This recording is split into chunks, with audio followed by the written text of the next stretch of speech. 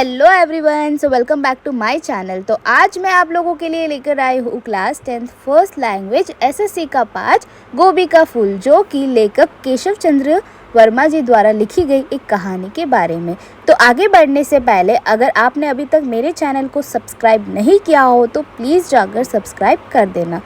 तो चलिए देखते हैं इस कहानी के बारे में। आप तो बाबू हनुमान प्रसाद को नहीं जानते होंगे, परंतु बाजार में सभी कुंजड़े यानी सब्जी बेचने वाले उन्हें अच्छी तरह पहचानते हैं। घर की साग सब्जी वे ही बाजार से रोज खरीद कर ले जाते हैं।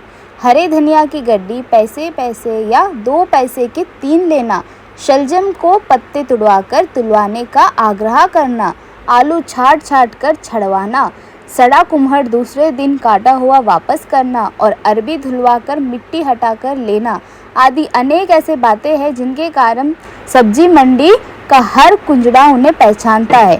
सब कुंजड़े उन्हें देखकर आइए बाबूजी का नारा लगाते हैं, किंतु मन से कोई नहीं चाहता कि उसकी दुकान पर ही उस दिन के बाजार का व्रत तोड़े, क्योंकि बहुत देर तक उसे हिसाब लगाना पड़ता है कि सौदे के बाद घाटे में आखिर कौन रहा। हनुमान प्रसाद जी को हरी सब्जी का मर्ज था, यानी एडिक्शन। सारे संसार में यदि किसी वस्तु को वे अधिकारण मानते हैं तो वह है हरी सब्जी। किसी भी विषय पर आप उनसे बात चलाए, अंत में इसी विश्वास के साथ उठेंगे कि हर समस्या का हल हरी सब्जी में छिपा पड़ा है। तो किस सब्जी में कितना विटामिन होता है, कितना लोहा, कितना कता, कितनी लकड़ी, कितना ईंट, कितना गारा वगैरह होता है, तो इसका जैसा विशेष ज्ञान उनको है, वैसे किसी पोस्ट मास्टर को अब तक निकले हुए डाक टिकटों के बारे में भी ना होगा। हनुमान प्रसाद जी को ताजमहल का रिप्लिका भेंट कीजिए तो वह बुरा मान सकते हैं, परंतु इसके बजाय यदि आप उन्हें एक जाबा सोया मेथी का साग भेंट कर दे तो आप उनके अच्छे मित्र माने जा सकते हैं। तो किसी को कहीं बाहर आते जाते देखते हैं तो वो मौसमी तरकारी की फरमाइश वे ज़रूर कर देते हैं। शामत के मारे मुंह से उस दिन निकल पड़ा कि मैं लखनऊ जा रहा हूँ। छूटते ही बाबू हनुमान प्रसाद बोले, अरे भाई वर्मा साहब, आप लखनऊ जा रहे हो तो हमारे लिए कुछ 4 फूल गोभी लेते आइएगा। अभी यहाँ गोभी का अच्छा फूल मिलता नहीं सुना है, लखनऊ में 2-2 आने में अच्छे फूल मिल जाते हैं।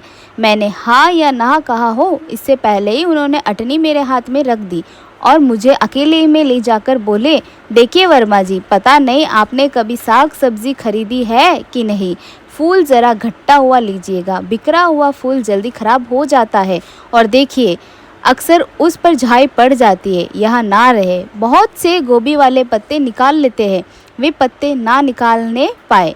पूरी गोभी लीजिएगा, जो कैलोरी होती है पत्तों में वहाँ फूल में तो होती ही नहीं। पत्तों के डंठल का अचार बहुत अच्छा होता है, उसकी सब्ज़ी तो आपने खाई ही ना होगी। लौट कर आइए तो खिलाओ ज़रा सी मुद्धिम आँच पर पाव भर पानी में उबालकर नमक मिर्च डालकर खाइए तो देखिए लाल लाल कल्ले निकल आएंगे। वे हर किसी को सब्ज़ी के बारे में बहुत कुछ कह सकते थे, मैं इसीलिए चुप था। वे सांस लेकर फिर बोले, अच्छा सुनिए, फूल में कभी कभी छोटे छोटे कीड़े लग जाते हैं, उसे ज़रा झड़वा कर लीजिएगा।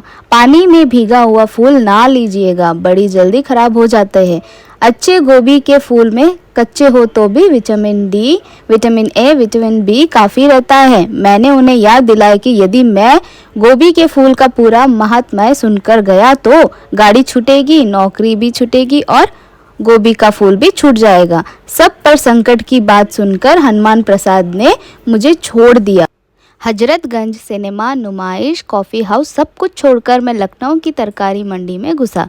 तरकारी वाले ने 3 आने के नीचे उतरने को तैयार ना थे, परंतु मुझे 2-2 आने वाले ही फूल चाहिए थे, पूरे पत्ते वाले, जिनका डंठल का अचार बन सके, जिनको खाने से लाल लाल कल्ले निकल आए। लौटने का वक्त हो गया। मंडी वाले ने 2 आने पर उतरने के लिए हामी ना भरी। हार कर 3-3 आने के भाव से गोभी के फूल खरीदे। 4 फूल उनके वास्ते लिए और सोचा अगर ये इतने नायाब है तो 2-4 अपने लिए भी ले लूँ। प्लेटफॉर्म पर हाथ में एक अदाद खूबसूरत अटाइची के साथ एक जब्बा गोभी के फूल लेकर सफ़र करने वाला मैं अपने ढंग का अकेला ही मुसाफिर दिखाई पड़ रहा था। टिकट चक्कर 2 बार पास से गुजरा। मुझसे नहीं पर कुली से पूछा गया कि सामान बुक करवा लिया है या नहीं। 2 एक परिचित चेहरे दिखाई पड़े। बोले, कहिए दावत कब है? संजीदगी से जवाब देता हुआ प्लेटफॉर्मर पर बढ़ती हुई भीड़ और अपने गोभी के जब्बे को देख रहा था। कूली चढ़ाने का आश्वासन दे रहा था पर 1 रुपया इनाम चाहता था। मैं चाहता था कि गाड़ी आ जाने पर हाँ या ना करूं। गाड़ी आई, ठसाठस भरी हुई मेल, मारामारी का दृश्य, गाड़ी वाले और बेगाड़ी वाले का वर्ग संघर्ष। अंत दृश्य में कुछ शांति आई। धीरे धीरे लोग पानी लेने के लिए डिब्बे से बाहर निकले। मेरे कूली ने अब ना चुप चौहान की तरह मुझे ललकारा। मैं भीतर घुसने लगा। भीतर वाले मुझे दूसरे डिब्बे में खाली जगह के बारे में अतिरिक्त जानकारी के साथ रेलवे के सारे कानून एक साथ समझाने को तुल गए, पर हाय नामक वस्तु में प्लेटफॉर्म पर छोड़कर ही डिब्बे के भीतर घुसा था। भीतर घुसते ही गोभी के फूलों की चिंता हुई। जब्बा पूरा भीतर नहीं आ सका था। गोभी के फूल धीरे धीरे करके भीतर आ रहे थे। आखिरी किस्त में 2 फूल प्लेटफॉर्म में खिसक कर डिब्बे के नीचे रेल की पटरी पर पहुंच गए। झब्बा भीतर लेने के बाद मैं कूली पर बिगड़ने लगा। कूली इनाम मांगने पर अड़ा हुआ था और मैं गिरी हुई गोभी के दाम लेने पर थू थू मैं बढ़ने लगी। दोनों अपनी अपनी भाषा में एक दूसरे को ऊंच नीच कह रहे थे। अंत में समस्या का शांतिपूर्ण हल निकला, अर्थात मैंने 4 की जगह 6 आने में छुट्टी पाई। दूसरों के सम्मान को देखने के लिए अपनी परंपरा में बहुत दिनों से आग्रह है और गाड़ी के भीतर जब तक उठा ले जाने का मौका ना हो, हर आदमी दूसरों का सम्मान ठीक इसी तरह देखता है। एक स्वर कहता है, साहब उधर ले जाओ ना। दूसरा बोला, बेंच के नीचे कर दीजिए। बेंच के तीसरे ऊपर ले जाने का सुझाव देता है। अगर जगह होती तो डिब्बे के सभी लोग का सुझाव एक के बाद एक पूरा कर देता। सुझाव पर कोई भी अपनी जगह से तिल भर भी हिलने के लिए तैयार ना था। इसीलिए निशास्त्रीकरण की तरह गोभी के फूलों की समस्या ज्यों की त्यों बनी रही, यानी जैसी थी वैसी ही बनी रही। गोभी के फूलों का जब्बा वही नीचे पड़ा रहा। स्टेशन पर गाड़ी रुकती रही और लोग उसमें सबके मना करने पर भी उसी तरह घुसते रहे जिस तरह मैं घुसा था। मेरा अकेला स्वर डिब्बा खुलते ही मुझसे सुनाई पड़ता है, बचाइएगा, देखिएगा, है इधर नहीं, इधर गोभी है। गोभी, अरे साहब या बंडल उधर डालिए, इधर गोभी है, अरे ट्रंक उधर ले जाओ जी। पर जब आदमी जनता हो जाता है तो कौन किसकी सुनता है। सो मेरी भी किसी ने ना सुनी। जब तक इलाहाबाद स्टेशन ना आ गया मैं अपने गोभी के जब्बे को जी भर देख भी नहीं पाया। गोभी के घटे हुए पत्तेदार फूल जनता की इतनी लातें खा चुकी थी कि हारे हुए उम्मीदवार की तरह उन्हें पहचानना कठिन हो रहा था। इतने हमले के बाद भी कितने विटामिन उनमें शेष बचे हैं, यहाँ मैं उन्हें बाबू हनुमान प्रसाद तक पहुंचाकर मालूम करना चाहता था, पर हिम्मत नहीं पड़ी।